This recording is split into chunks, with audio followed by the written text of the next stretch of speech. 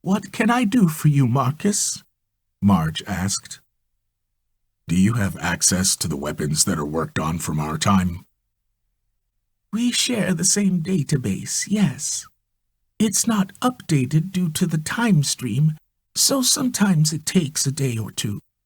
With it being down, we haven't had new updates in the last couple days. Is there something you needed?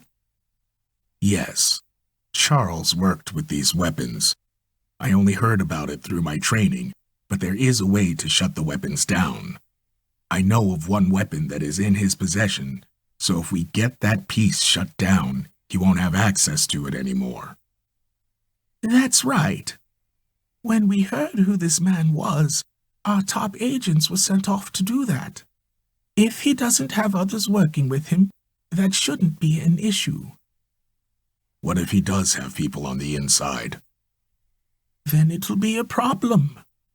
If you have access to a communicator from this time, call this number and the agents in charge will notify you either way.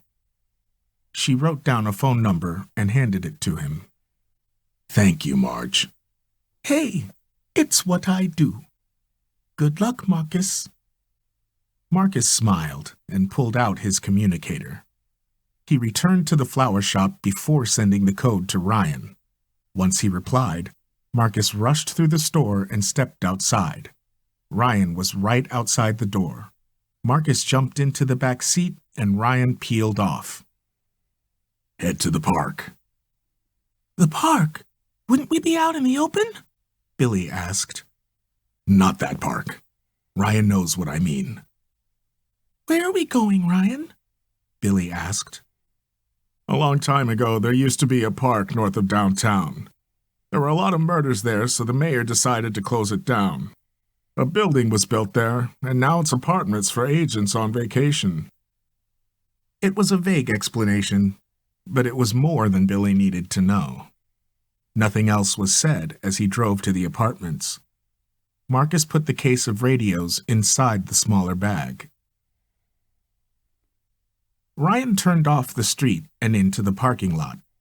In the center of the parking lot was a shrine of some sort in a small grassy area. It was like the parking lot was built around it. It was a tall statue of a man with children sitting at his feet. It's a memory of what was here, Marcus said. You know, I've lived here my entire life, and I didn't know about this place. Why have I missed it? I don't know. Come on, let's head inside. What about Charles? Let's just get inside. Marcus closed the car door and headed toward the building. Billy was just inches behind him, and Ryan was a few feet behind her with the two bags in tote. They walked through the double-glass door. Once inside, Marcus pressed a button that made another door rise just outside the glass doors. It was made of reinforced metal, locking them inside. Another agent was inside the foyer. He smiled as Ryan put the bag of weapons on a round table just inside the door. The man approached Marcus wearing a smile. He was an older man, balding. Are you expecting a war, Marcus? Hey, Tony. Marcus explained the situation to Tony in detail as quickly as he could. You're tangled up with that Looney Tune? Tony asked. Yeah, he's here for Billy, and we need to make sure she stays safe. Yes, I understand. What can we do to help? We're shut off from the home office. I think Charles has something to do